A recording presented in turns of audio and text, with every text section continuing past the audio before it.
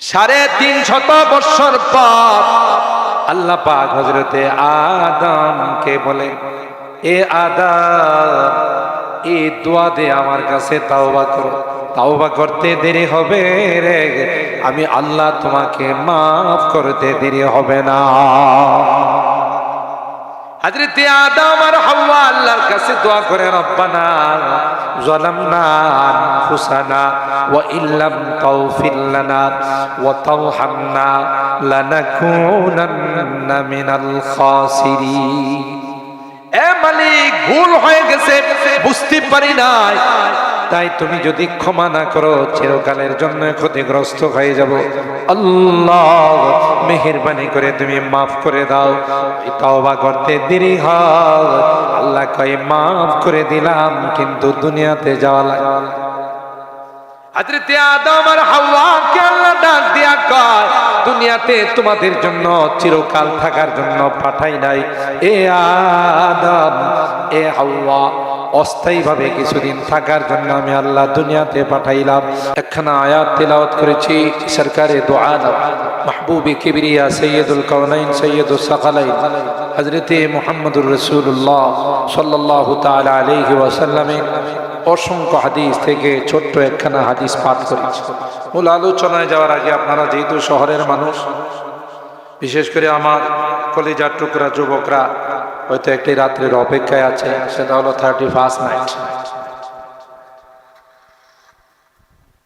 এই 31st night আদৌ কি এটা মুসলমানি কালচার কিনা, এবং এতে আমাদের কি কি ক্ষতিকর দিক আছে, আমি খুব সংক্ষিপ্ত আকারে একটু টাচ দিব, তারপর আমার টপিকের উপর আমি আলোচনা নিয়ে চলে যাব ইনশাআল্লাহ। এই যে এই সকল দিবসগুলো, জানুয়ারি মাসের শেষ রাত্রিটা,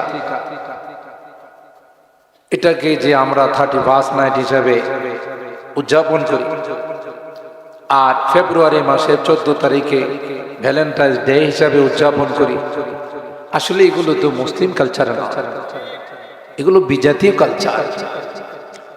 অমুসলিমরা চায় না আমরা ভালো থাকি, এদের জিন্দেগিটা যেমন পশুত্বের জিন্দেগি, আমাদেরকেও ওই জিন্দেগিতেই তারা ডুবাইতে চায়। আপনি ইউরোপ কান্ট্রিতে যান, কোথাও একটা মানুষেরও বাবার নাম খুঁজে পাবেন, এরা সবাই তাদের মার নাম লিখে, কোথাও বাবার নাম। কেন? বাবা নাই। মা লিভ টুগেদারে ছিল, প্রেম প্রীতি ভালোবাসায় ছিল, কার বরকতে সে দুনিয়াতে আসছে সে জানবে, দূরের কথা মাও জানে। কথা বলেন ঠিক কিনা? আমাদের দেশে যেমন ভাদ্র মাসে কুকুরে বাচ্চা দেয়, আপনাদের এই শান্তিবাগ এলাকায় ও দিয়ে থাকে কিছু। একটা বাচ্চাকে যদি আপনি কুলে নিয়ে জিজ্ঞাসা করেন, বাবা তোর আব্বার নামটা কত, তো কুকুরের যদি আল্লাহ জুবান খুলে দিত, কুকুর বলতো যে হুজুর কি যে বলেন, আমার বাবার নাম আমার মাও তো জানে না। আমার মা এই শান্তিবাগ, এই ফুলবাড়িয়া, এই বর্ডার বাজার, এই বিরাসার, এই একটু করে দেখে কুকুমাশিলের মুখ, কোথায় গেছে, কি করছে, আর কার সাথে কখন দেখা হয়েছে, আর কার কারণে আমি দুনিয়াতে আসছে, এটা তো মা নিজেও জানে। তাহলে একটা কুকুরের জিন্দেগি আর তাদের জিন্দেগির মধ্যে কোনো পার্থক্য নাই। কিন্তু আমরা আলহামদুলিল্লাহ, বলেন আলহামদুলিল্লাহ, আমাদের আগে আমরা বাবার নাম লিখি, পরে মার নাম। আমরা বৈধভাবে ইসলামিক রীতিনীতি মেনে আমরা সাংসারিকভাবে দুনিয়াতে আসছি, এরা চায় আমাদেরকে তাদের মতো পশু বানানো। তারই একটা ষড়যন্ত্রের রূপরেখা 31st নাইট, নববর্ষকে উদযাপন করার জন্য, হ্যাপি নিউ ইয়ার বলার জন্য, নববর্ষকে স্বাগতম জানানোর জন্য এই রাত্রটাকে তারা আমাদের মাঝে আমদানি করেছে। আর এই রাত্রটাকে কেন্দ্র করে আমার সমাজের যুবক যুবতীরা এমন অশৃঙ্খলতা এবং এমনই ভাবে তাদের মধ্যে বেহায়াপনা, বেলাল্লাপনা ছড়িয়ে পড়ে, যা কোনোদিন একজন মুসলিম সন্তানের দ্বারা হতে পারে। ঠিক না বে ঠিক বলে? এই রাত্রে অনেক যুবক যুবতীদেরকে মাদকের স্কুলে ভর্তি করা হয়। ঠিক বললাম? মাদক আসক্তির মধ্যে তাকে ঢুকিয়ে দেওয়া হয়। এবং আতশবাজি ফটকাবাজি সহ যেগুলো ইসলাম কোনোভাবেই অ্যালাউ করে। আরে ভাই, ইসলাম তো বলে যে একটি বছর 2024 সন আমার কাছ থেকে চলে গেল, আমি কি করতে পারলাম? আমার জীবনের একটি মূল্যবান বছর আমার থেকে মাইনাস হয়ে গেছে, ঠিক না? 25 সন আমাদের সামনে আসতেছে, এই 25 সনে আমি কি করব, আমার করণীয় কি, এগুলো নির্ধারণ করা, অতীতের জন্য লজ্জিত হওয়া, আফসোস করা, ভবিষ্যতের পরিকল্পনা করে নেওয়া, এটা তো মুসলমানদের কাজ। কথা বলেন ঠিক না? ওখানে আমাদের আমোদ ফুর্তি করার কি আছে? এই খুশি মানাবে, আমোদ ফুর্তি করবে, এটা তো বিজাতিরা করবে। কারণ ওরা কবরে যাওয়ার সাথে সাথে এমন মায়ের দিবে, নাচানাচির সুযোগই পাবে না, মেরুদণ্ডই তো ভেঙে ফেলবে। এই জন্য যা নাচানাচি করার এখানেই করে, তাদের ওখানে নাচানাচি করার কোনো স্কোপ নাই, অবকাশ নাই। কথা বলেন ঠিক কিনা? আর আল্লাহ তো সমস্ত সুখ শান্তি, সমস্ত আমোদ ফুর্তি সবকিছু আমাদের জন্য রেখে দিয়েছেন জান্নাতে। সুবহানাল্লাহ। ফাআম্মাল্লাযীনা আমানু ওয়া আমিলুস সালিহাতি ফাহুম ফি রাউদাতি ইউহবারুন। সূরা আর-রুম আয়াত নাম্বার 4।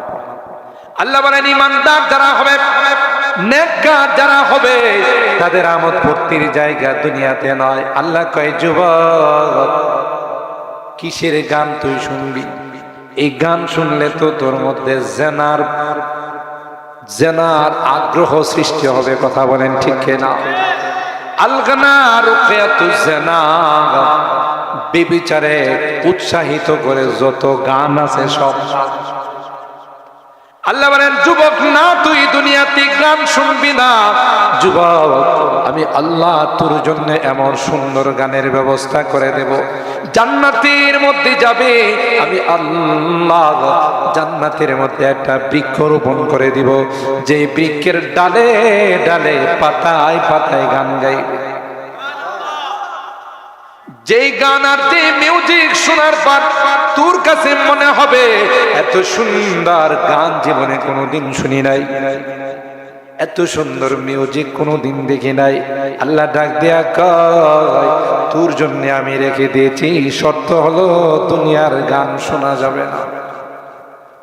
এ যুবক, তুমি নেশায় লিপ্ত হয়েছ, তুমি মদ খাও, নেশা করো।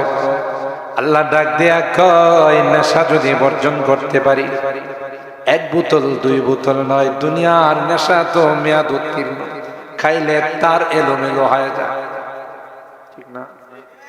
রাস্তাঘাটে মদ খায় আর বুঙ্গাইতে থাকে, আর ঘরে আইসা বউরে জড়ায় ধরে কয়, আম্মা জান কেমন আছে? কারণ লা ইউফাররিকু বাইনাল বই ওয়াল মা, হ্যাঁ, তো তার এলোমেলো হয়ে গেছে, কে বউ আর কে মা এটা তো পার্থক্য করার অবস্থা তার। কথা বলেন ঠিক কিনা?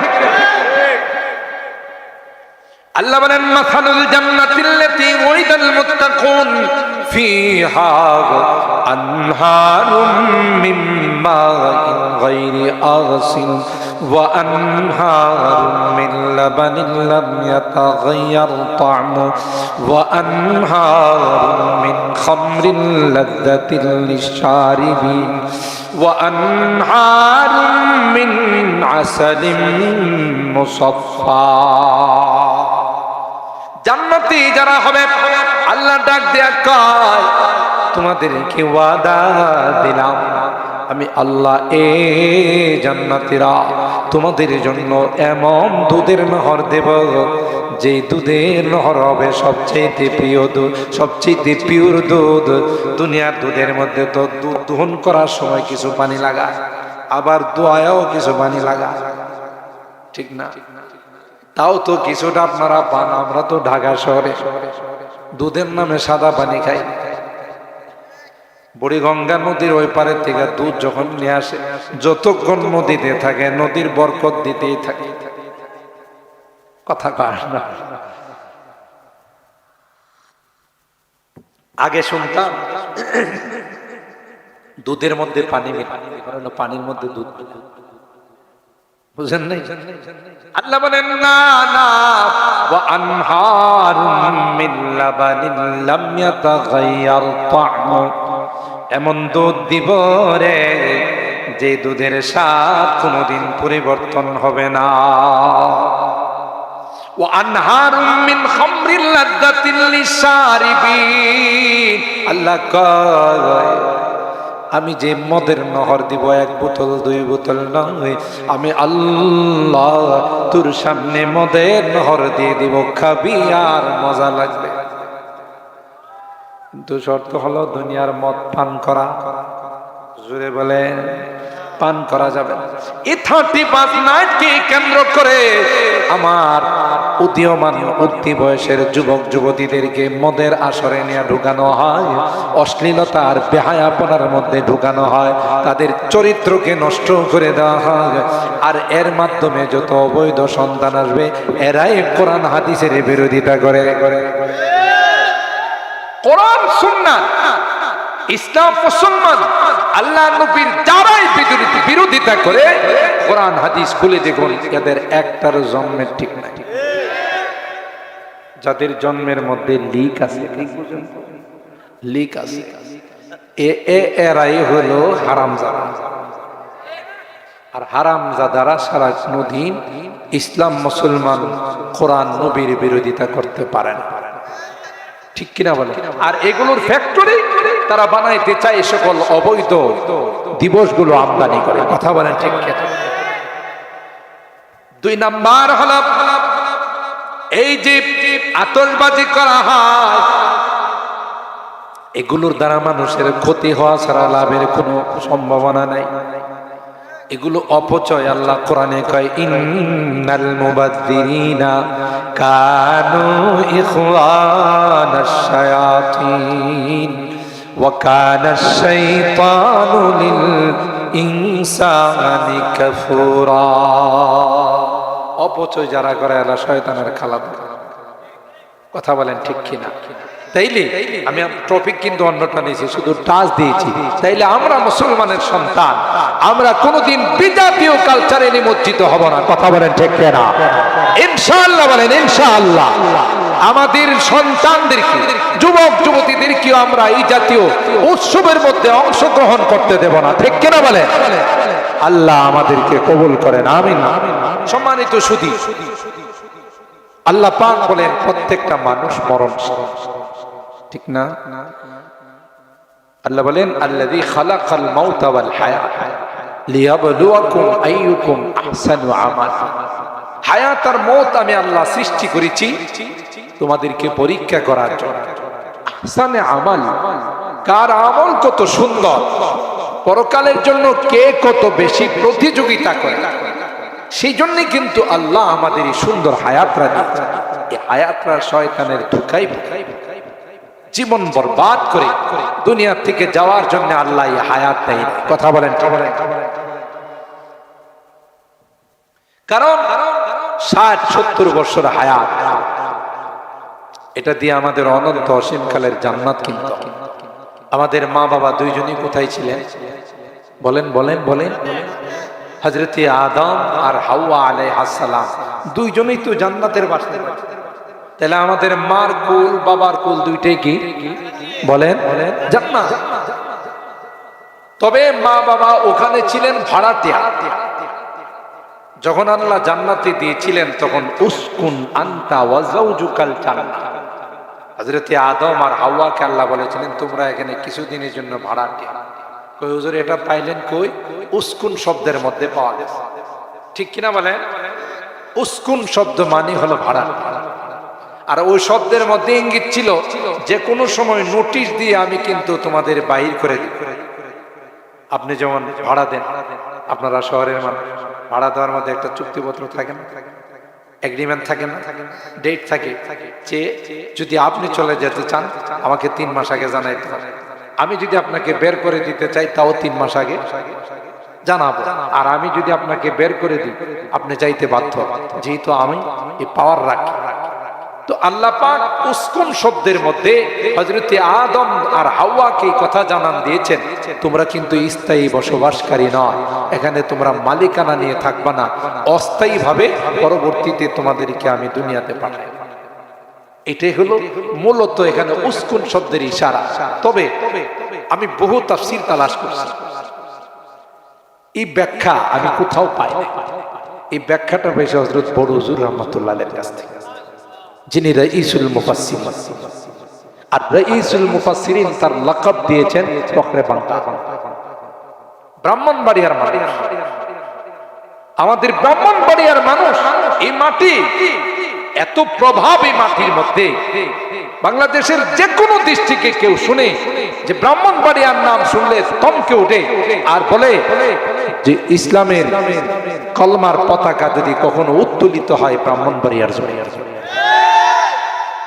ঠিক না? হযরতে ফখরে বাংলা রাইসুল মুফাসসিরিন লাকাব দিয়েছেন হযরত বড় হুজুর রাহমাতুল্লাহ আলাইহি। বলেন যে মুফাসসিরদের লিডার থাকলে আপনি, আর উনি যে তাফসীর করতেন, আমরা ছাত্র জীবন থেকে হযরতের সোহবতে যে কয়দিন ছিলাম দেখছি এই সকল তাফসীর কোন তাফসীরের কিতাবে পাওয়া যায় না। মিল্লাতুন্না ইলমা, এটা আল্লাহ প্রদত্ত তাফসীর। বলতেছেন উসকুন শব্দের মধ্যে ইশারা। আরেকটা তাফসীর উনি করছে যে আয়াতের মধ্যে আরেকটা ইশারা, সেটা হলো স্বামী স্ত্রীর মধ্যে বসবাসের জায়গা। স্বামী যেখানে স্ত্রীকে রাখবে ওখানে স্ত্রী বসবাস। স্ত্রীর বাবার বাড়ি যদি অট্টালিকাও থাকে, ইসলাম বলে, কোরআন বলে, তুমি ওইটা দেখাইতে পারবে না। স্বামীর বাড়িতে যা আছে সেখানে তোমাকে থাকতে হবে, কারণ কোরআন এখানে আত্ম করছে। উসকুন আনতা ওয়া যাওজুকা, যাওজুকারে আনতার উপর আত্ম করছে। ওলামায়ে কেরাম বুঝবেন এটা। আনতাকে যাওজাকা, আনতা ওয়া যাওজুকা, আনতাকে মাতুফ আলাই বানাইছে আর যাওজুকাকে মাতুফ বানাইছে। তার মানে হলো বসবাসের বেলা স্ত্রী স্বামীর তাবে যেখানে রাখবে সেখানে তাকে থাকতে হবে। কিন্তু খাওয়ার বেলায় আল্লাহ বলেন ওয়াকুলা, এখানে একজনকে আরেকজনের তাবে বানায়, আনুগত্য বানায়, স্বাধীনতা দিয়েছে। বলছেন যে স্বামী যা খাবে স্ত্রী তা খাওয়া জরুরি নয়। অনেক মহিলারা বাইম মাছ খায়, দেখতে সাপের মতো দেখাতে। আপনি যদি বলেন যে ১,৫০০ টাকা দামের বড় মাছ কিনে নিয়েছি, তুই খাইবি না মানে ভালো করবি, এই প্রেসার দেওয়ার অধিকার ইসলাম আপনাকে। কেন? এখানে আল্লাহ স্বাধীনতা দিয়েছে, একটার উপর আরেকটাকে তাবে মানান নাই। এটাও আমি কোথাও, কিন্তু কথা বাস্তব যে আল্লাহ তাআলা এভাবে বর্ণনা করেছেন। তো হযরত বড় হুজুর রাহমাতুল্লাহি আলাইহি আয়াতের তাফসীর করতে গিয়ে বলেন যে আল্লাহ এখানে ইঙ্গিত দিয়েছেন, আদম তোমাকে আমি জান্নাতে রাখবো না, দুনিয়াতে পাঠাবো। সুবহানাল্লাহ। ওয়ালা তাকরাবা হাদিহি শাজারা, সব খাইবা এই গাছের ধারে কাছেও যা, খাওয়া তো দূরের কথা। হযরতে আদমকে ইবলিসে ধোঁকা দেয়, সেই বিস্তারিত আলোচনা কোরআনের বারংবার আল্লাহ তাআলা এই ঘটনা বর্ণনা করেছেন। একটা পর্যায়ে গাছের ফল খাওয়ায়া দুনিয়াতে পাঠাই কে? ইবলিস। ৩৫০ বছর হযরতে আদম আর হাওয়া আল্লাহর কাছে কান্না করছেন, তাওবা করছেন। সুবহানাল্লাহ। ফাতালাক্কা আদমু মির রাব্বিহি কালিমাতিন ফাতাবা আলাইহি। ৩৫০ বছর পর আল্লাহ পাক হযরতে আদমকে বলেন, এ আদম, এই দোয়া দে আমার কাছে তাওবা করো। তাওবা করতে দেরি হবে রে, আমি আল্লাহ তোমাকে মাফ করতে দেরি হবে না। হযরতে আদম আর হাওয়া আল্লাহর কাছে দোয়া করে, রব্বানা যালামনা আনফুসানা ওয়া ইল্লাম তাগফির লানা ওয়া তারহামনা লানাকুনান্না মিনাল খাসিরিন।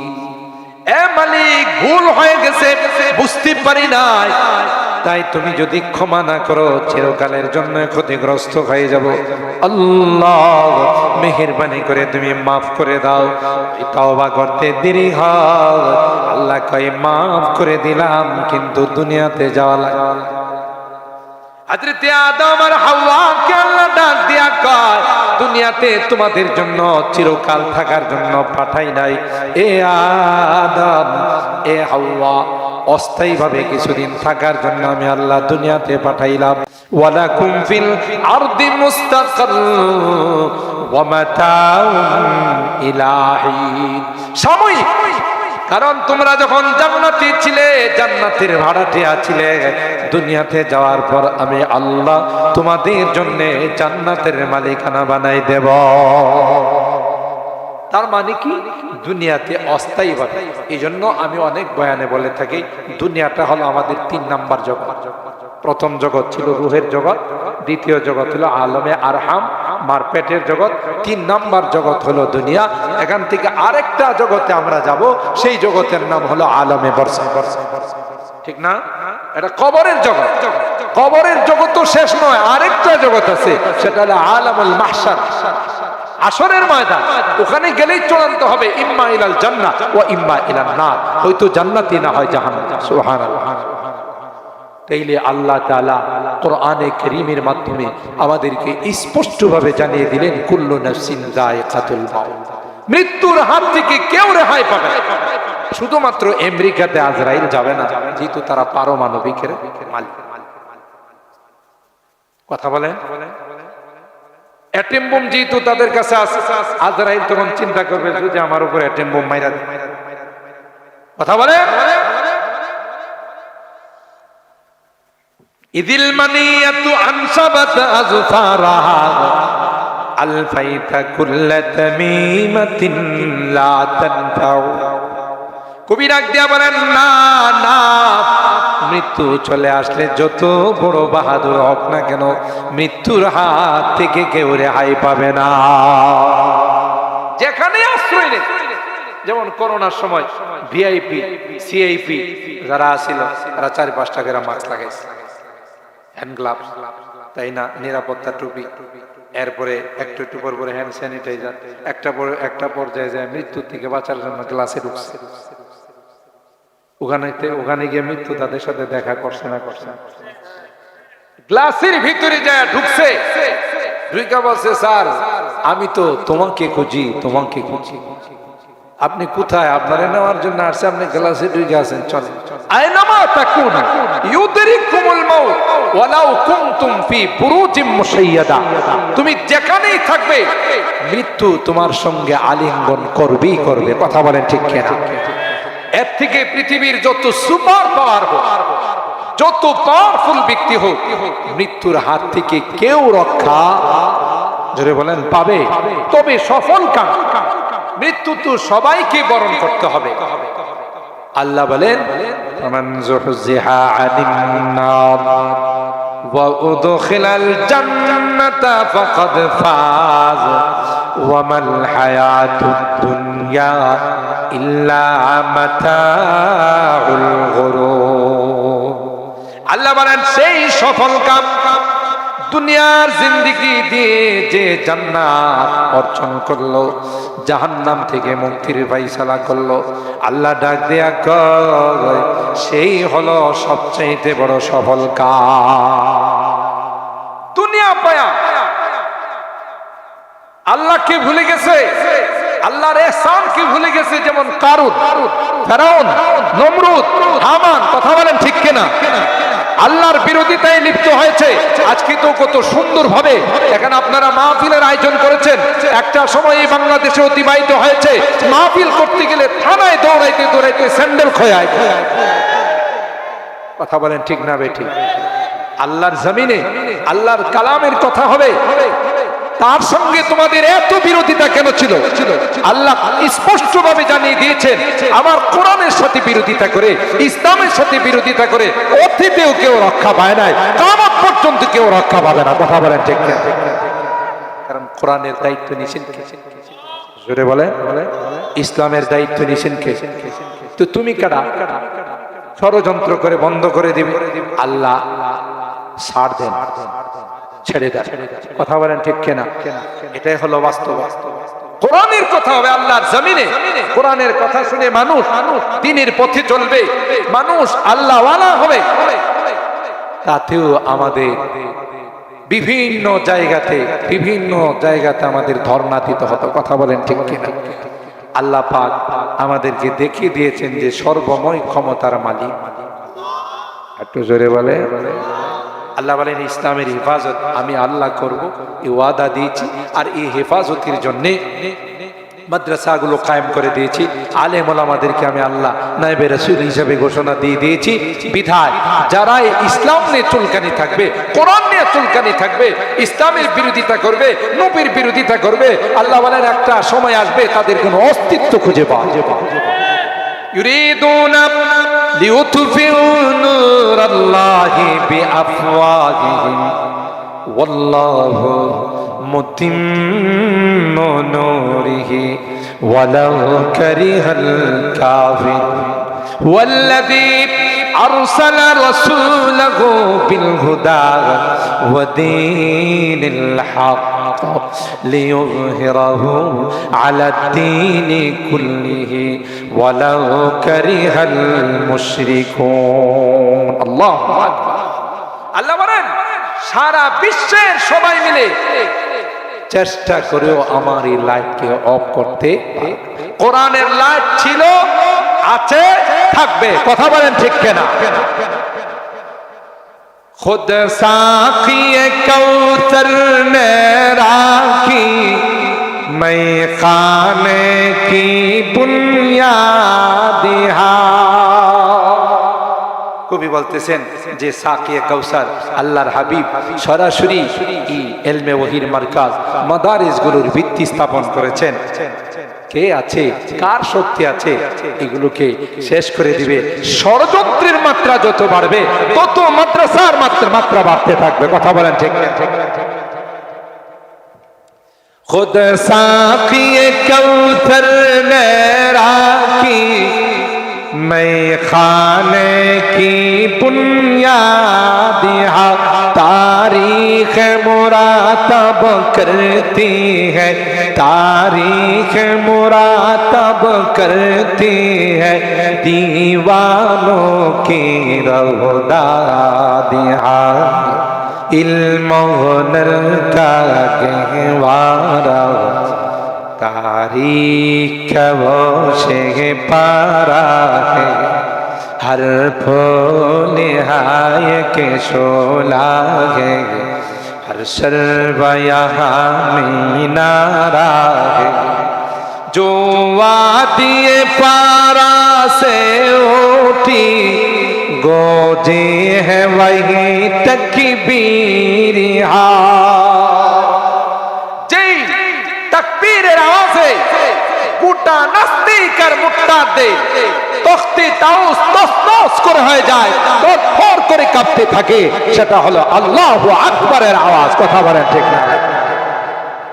जो वादिए पारा से उठी गोजी है वही तकबीर।